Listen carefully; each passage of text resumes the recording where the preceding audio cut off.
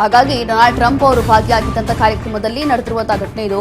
ವಾಷಿಂಗ್ಟನ್ನ Hilton ಹೋಟೆಲ್ನಲ್ಲಿ ಗುಂಡಿನ ದಾಳಿಯಾಗಿದೆ. ಶಂಕಿತ ದಾಳಿಕೋರರನ್ನ ವಶಕ್ಕೆ ಪಡೆದಿರುವಂತಹ ಭದ್ರತಾ ಸಿಬ್ಬಂದಿ ಈಗ ದಾಳಿ ವೇಳೆ ವೇದಿಕೆ ಮೇಲಿದ್ದಂತಹ ಡೊನಾಲ್ಡ್ ಟ್ರಂಪ್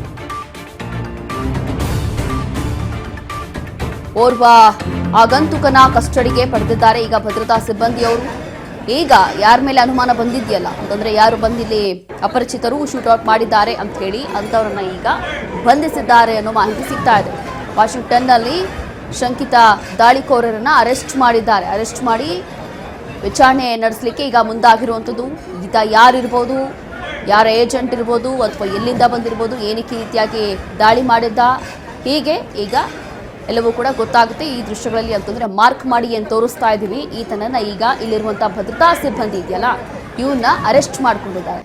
ಕಾರಣ ಏನು ಅಂತಂದ್ರೆ ಈತನೇ ಈ ಒಂದು ಡಿನ್ನರ್ ಪಾರ್ಟಿಯಲ್ಲಿ ಶೂಟ್ಔಟ್ ಮಾಡಿದ್ದಾನೆ ಅನ್ನುವಂಥದ್ದು, ಫೈರಿಂಗ್ ಮಾಡಿದ್ದಾನೆ ಅನ್ನುವಂಥ ಒಂದು ಆರೋಪ. ಹಾಗಾಗಿ ಕೂಡಲೇ ಅಲರ್ಟ್ ಆಗಿರುವಂತಹ ಅಲ್ಲಿರುವಂತಹ ಸಿಬ್ಬಂದಿ ಅವರನ್ನ ಈ ರೀತಿಯಾಗಿ ಅರೆಸ್ಟ್ ಮಾಡಿಕೊಂಡಿದ್ದಾರೆ.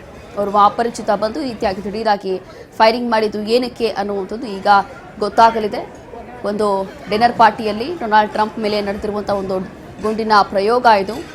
ಈ ಯಾರೆಲ್ಲ ಗುಂಡು ಹಾರಿಸಿದ್ದಾನೋ ಅಂತಂದರೆ ಈ ವ್ಯಕ್ತಿ, ಈತನನ್ನು ಈಗ ಅಲ್ಲಿರುವಂಥ ಭದ್ರತಾ ಸಿಬ್ಬಂದಿ, ಸೀಕ್ರೆಟ್ ಸರ್ವಿಸ್ ಸಿಬ್ಬಂದಿ ಏನಿತ್ತು ಆ ಸಿಬ್ಬಂದಿ ಈಗ ಈತನನ್ನು ಅರೆಸ್ಟ್ ಮಾಡ್ಕೊಂಡಿದ್ದಲ್ಲೇ ಲಾಕ್ ಮಾಡಿಕೊಂಡಿದ್ದಾರೆ.